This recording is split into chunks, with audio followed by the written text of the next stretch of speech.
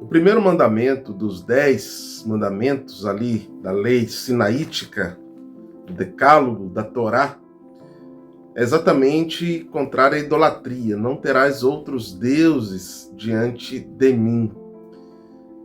Quando a gente fala sobre idolatria, geralmente o protestantismo, a igreja evangélica, pensa na construção de ídolos, ou de imagens, ou de ícones, e parece ser para a igreja atual, protestante evangélica, uma palavra forte, uma palavra séria, e para muitos até mesmo uma ofensa falar que um evangélico, um protestante, corre algum risco de ser um idólatra.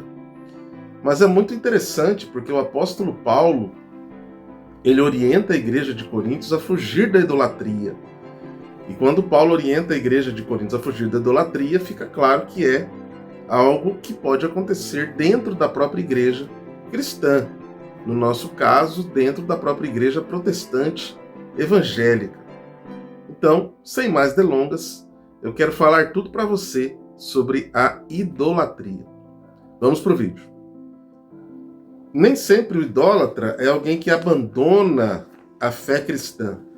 A idolatria é um pecado diferente da apostasia, porque na idolatria o indivíduo pode adorar a Deus e adorar também outros deuses, outros ídolos. Veja comigo, segundo livro dos Reis, capítulo 17, verso 33. Segundo Reis 17, 33, diz assim: de maneira que temiam o Senhor e ao mesmo tempo serviam os seus próprios deuses, segundo os costumes das nações dentre as quais tinham sido transportados. Veja aqui a experiência dos samaritanos.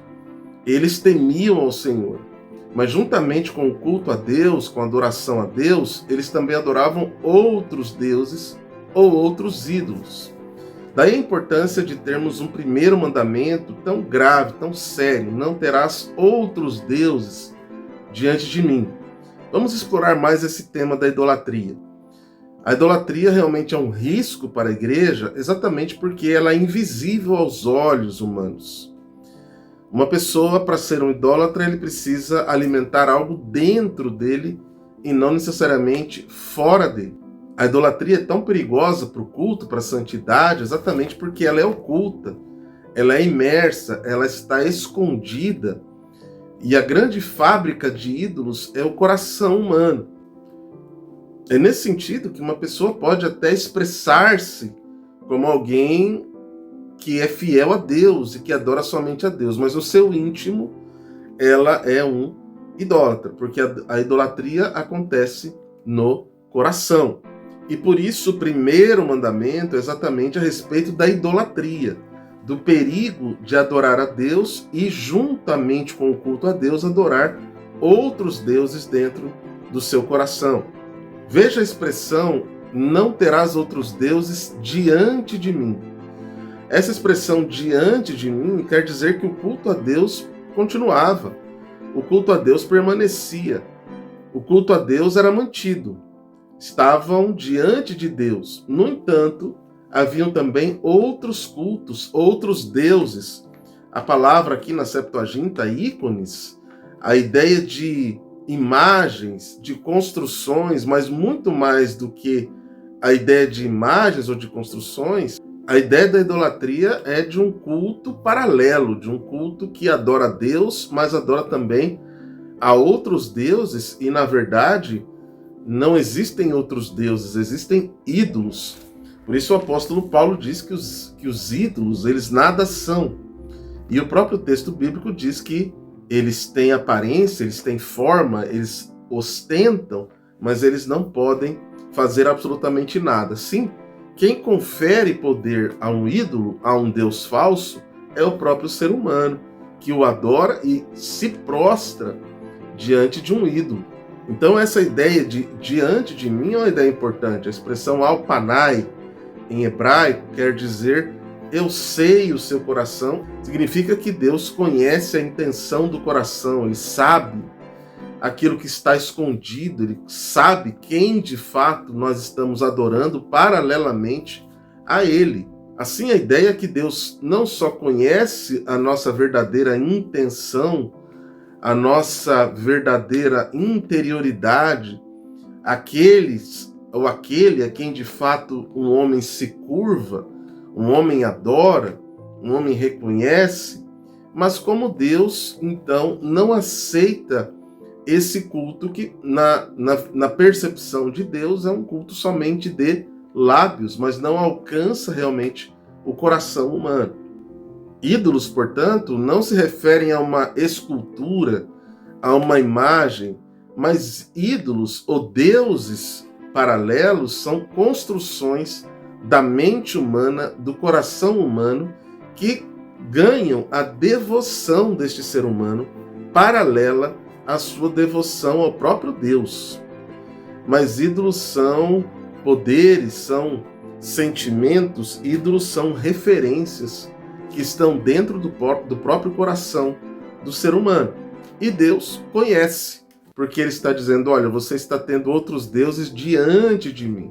Eu sei a quem você realmente está adorando aí. E sem dúvida, a grande idolatria do coração humano é o próprio ego, é o próprio ser humano, é o culto antropocêntrico, voltado para ele mesmo, para a sua necessidade. É um culto devotado a satisfazer-se, é um culto devotado a alimentar-se, a si mesmo, e não ao seu próximo, ou nem mesmo ao próprio Deus. Mas é um culto centrado na própria pessoa. É um culto cujo holofote está sobre si mesmo, sobre as suas próprias vontades, desejos, vaidades e construções. A verdadeira idolatria é adorar a si mesmo, é o egoísmo, é o egocentrismo, é o ser ególatra. Na expressão paulina, é quando o homem troca o Criador pela criação, e o homem passa então a decidir, a escolher. Como dizia João Calvino, o livre-arbítrio é o grande pecado humano, é o desejo da escolha, do ego. É como na parábola do filho pródigo, é o desejo de viver a vida por si mesmo, sem colocar Deus no centro da sua própria vida e como referência maior nas suas próprias escolhas morais e nas suas referências éticas. Podemos dizer então que o ego é um Deus e que o ser humano pode ser endeusado. Lá no fundo do coração humano está o grande desafio de não adorar a si mesmo, mas adorar somente a Deus e colocar o seu culto somente a Deus. E aí temos o mandamento: só ao Senhor teu Deus adorarás e só a Ele servirás. Por isso, a verdadeira liberdade espiritual, a verdadeira santidade espiritual, não tem a ver com manifestações externas, mas tem a ver com a verdadeira motivação do nosso coração. Quando vencemos o nosso egoísmo e nos voltamos em conversão a Deus. Agora diz aí para mim, coloca aí embaixo aí nos comentários. Será que a conversão nos liberta totalmente da idolatria? Será que quando nós nos convertemos acontece uma mudança automática de natureza a ponto de vencermos a idolatria? Ou como na linguagem de João Calvino, o ser humano é uma fábrica de ídolos? Ou do Mauro Mesters, o ego é o verdadeiro Deus que quer se contrapor ao próprio Deus na nossa vida? Coloca a sua opinião aí. Será que a conversão muda a nossa natureza idólatra? Obrigado por assistir esse vídeo. Aguardo a sua contribuição. Forte abraço. Até o próximo vídeo.